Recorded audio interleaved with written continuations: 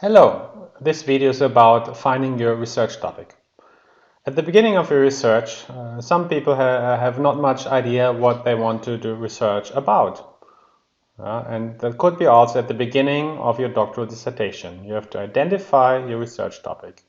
This video is exactly about that and how you can find a good research topic. And then in addition, also how to frame your study, how to write it up, how to position it in the literature. Session into 3 topics. First, how to find your topic. Second, what's a good topic. And then third, how to frame it.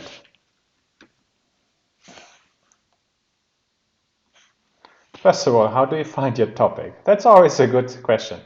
Here at the bottom, you see a picture of me and my team. I think that was taken 2 or 3 years ago. I think that gives you already an idea how we usually find a research topic. As you can see, we are together with a group of people. We talk, we give comments on our ideas, and that's how we further improve our research idea. At the beginning, it usually starts with you would read. You could read newspaper articles, you could read magazines, you could read internet, you can read research papers, books, and so forth. Any kind of media you can imagine. You can also watch. You can watch YouTube, TV, and so forth. I think you get all kinds of inspirations from these different medias. And of course, it's always helpful to listen. What's going on? What are the topics that shape today's society or that shapes you, have an influence on people, and we would like to know more about it. And then maybe you have some very tentative ideas that could range from all kinds of topics.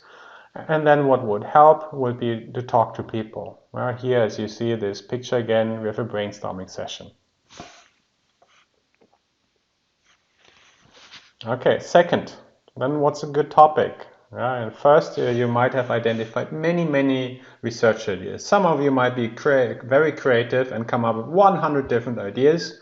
But among these different ideas, I think it would be then important to pick 1, 2, or 3 research topics that are more promising.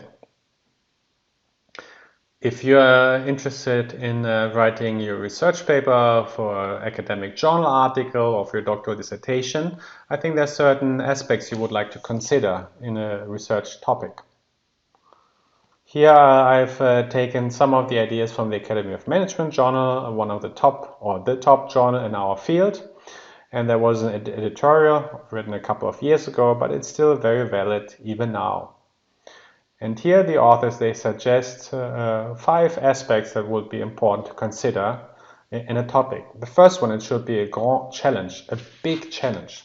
Something that has an influence on society at large, for instance, or some companies, or maybe certain individuals. The bigger the challenge, the more appeal to a broader audience.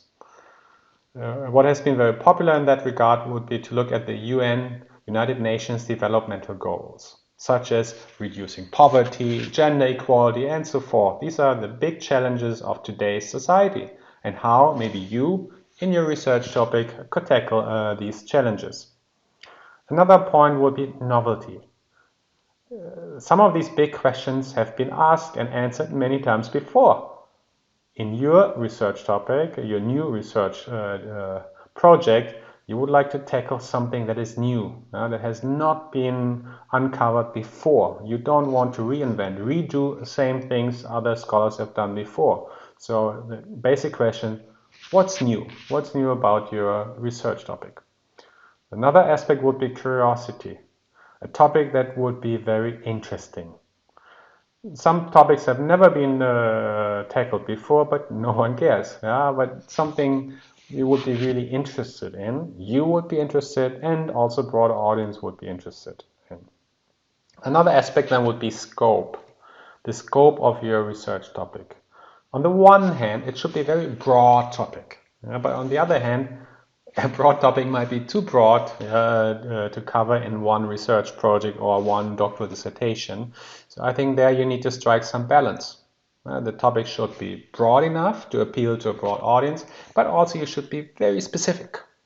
So very typically it would be a somewhat narrow topic with a broad appeal, tackling a major challenge. The other next point would be actionability. Some topics are great, but some topics you don't want to touch. Some topics are very sensitive. You could get in trouble, or maybe also there are societal or ethical concerns. You don't want to touch these topics. So topics that are important, new, and that also you can approach. So these are kind of basic ideas that determine what's a good topic. That's from the Academy of Management journal. At the same time, you also have to consider you, yourself. What can you do? What would you like to do? And so forth. And that's also my personal recommendation. I think it's very important not just to follow any great idea someone told you. I think it's important also you are interested in that topic. Another point, a research project sometimes can last several years. A doctoral dissertation would usually last 3 to 5 years. Someone tells you, oh, that's a great topic, you do it, but you don't like it. And after 1 or 2 years, you might lose motivation and interest. So it would be important to choose a topic that you like. And then also you may consider what are your existing skills? What are you good? What kind of resources do you possess? Some research topics would require massive data collection. You may not have the skills. I know some of my students, they're very good at talking. They're very outgoing, very social, very smiley on this, and they can interview people. Some of you might be more shy. So doing lots of interviews, contacting people might not be according to your abilities. Maybe then you think about some other topic or some other research methodology. When thinking of collecting data, also personal connections or existing personal relationships might be very helpful. Some of you might have or are still working with the large multinational corporations. You might have excellent connections. You can collect data in the company. That would be a good opportunity, and you can leverage that.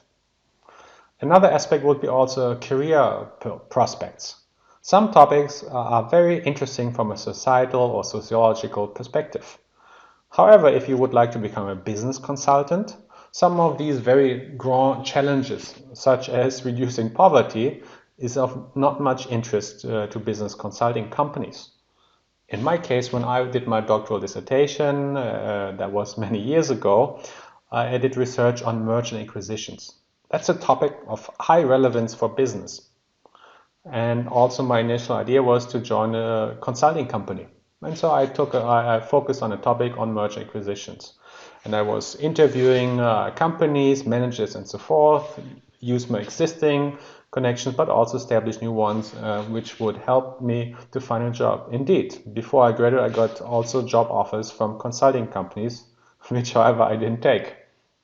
Other aspects would be also ethical issues. Some topics might be interesting, but due to ethical reasoning, you would not like to touch those topics. I don't want to give examples now, but I think you can imagine various types of topics that could be very critical. So the main point here is research topic identification. Think of the Academy of Management journal, these big 5 ideas, what would be a great topic. At the same time, what I think is very important, think about you. What do you like? What can you do? What would you like to continue? In that regard, I think we also have to consider different time horizons. I've been already a professor for more than 10 years, so I know quite a difference between short term. When I was a doctoral student, I only thought of my very specific doctoral dissertation, 1 year, 2 year, and so forth, or now looking back. In the short term, there might be different aspects that are more important. What can you easily do? Oh, you get a data set. Oh, great. Let's explore data and do something with that. And then maybe, oh, you notice, oh, I wrote this and it's very easy to publish. And then I do one more. Or someone invites me to a research project. I just say yes, and yeah, maybe I get one paper here, one paper there. Okay, I don't care so much about the topic. And then maybe also you might think about a very current topic. What's hot? What's a hot topic now? And then you focus on that. And then myself also, I'm somewhat also driven by personal relationship. My friend does this and that, and then I do it as well. Or maybe your supervisor, he or she does this type of research and you just follow him and her. And that's what you do for your doctoral dissertation, for example. But then there are other aspects down the road. Think of long-term plans. I think also now looking back, I give you some ideas, my own personal history. It is very beneficial if you have a certain research agenda. I have it also here, agentic versus piecemeal research program. If you have focus on certain research topics, you make your name. You get to know the field, people get to know you, and that could be very advantageous to have like a research program that you follow for many years. So that's the point. Are you willing to pursue this kind of research direction for many years to establish yourself as an expert in that topic? Or is it more like piecemeal? You do this topic, next time you do that topic, and then you switch, and then another new topic, blah, blah, and so forth. That can also be very exciting because you learn many different topics. As for myself, I focus on a few topics and I stick with this topic for several years. Another aspect long term would be also the community. In research, we have certain research communities. At the Academy of Management Journal, Academy of Management Conference or Association, you have different tracks, such as international management, organizational behavior, and so forth. And you find the same people there and you meet them this year, next year, and you stay in contact. Some communities, I think, are very friendly. Some are not that friendly. I don't want to give names now. I can think of a couple of communities that are very friendly. In my case, I think the community that does research and expatriation is a very friendly one. And I mean, partly maybe also due to the topic, living, working abroad, you're new, and then people are more open. And then also you have to think about your objectives. Is your objective to establish yourself as a researcher? You would like to publish and be acknowledged in the research community, then these agentic long-term research programs make a lot of sense. On the other hand, if you're more interested in raising research funding, maybe from ministries, from companies, and so forth, then probably you go with the flow. What are the organizations asking from you? What are government bodies interested in? And then you just do whatever comes your way. And very often then personal connections are more important than expertise.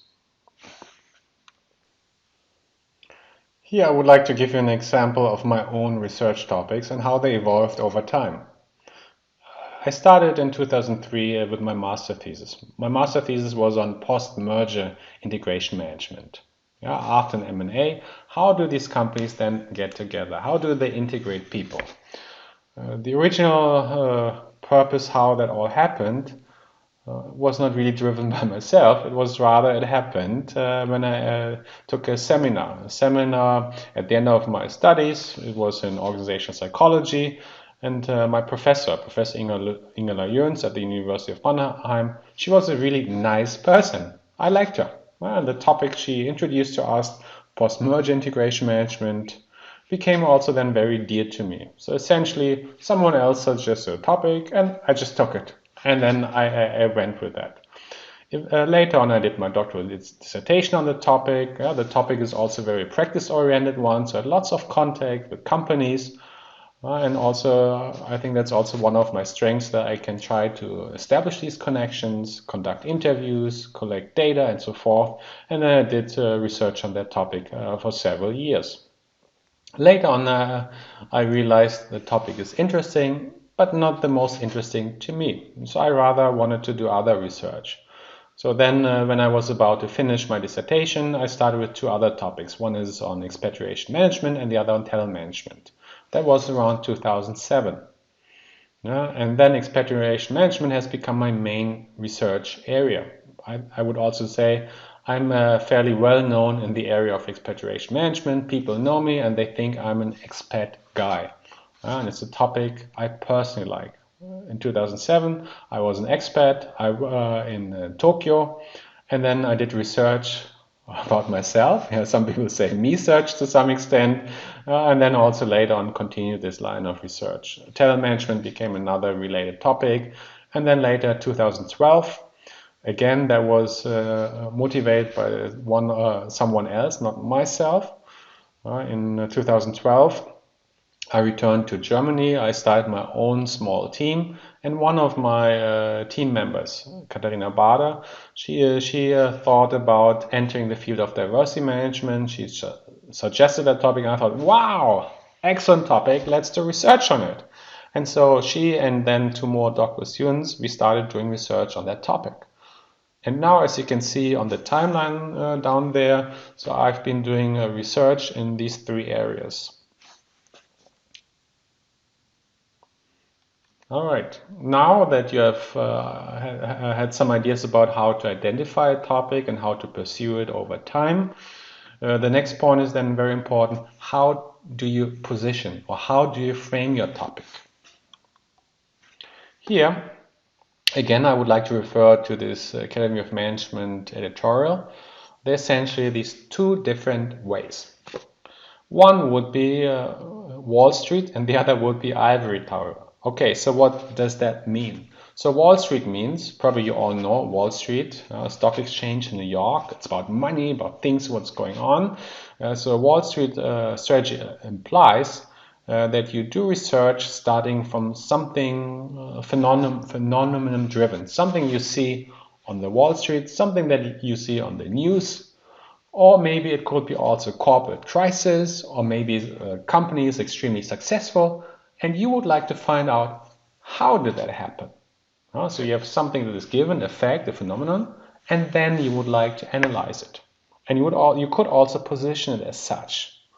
You would start your paper about company XYZ, went through a crisis, and what can this company do? Or you use a quote, you use some figures, statistics, and something from real life that determines your research. That would be Wall Street. On the other hand, we have Ivory Tower approach.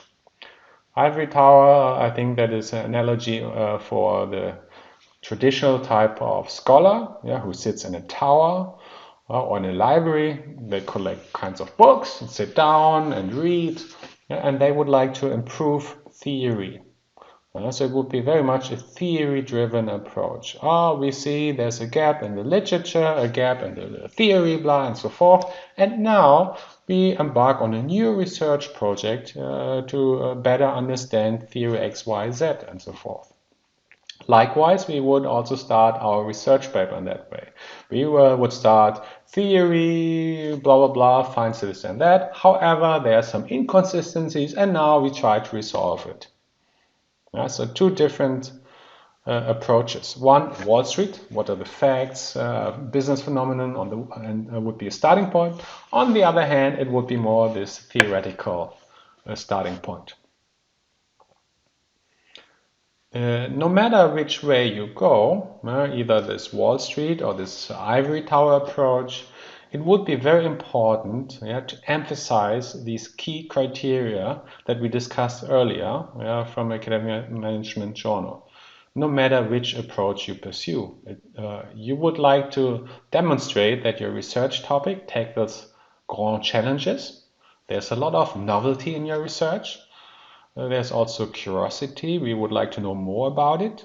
And scope, not too big, but also not too narrow. And it should be actionable. All right, coming to a conclusion. So in this video, I talked about finding a good research topic and also how to frame it. I hope that you already have or will choose a topic that should be a major and exciting topic. Remember these 5 criteria.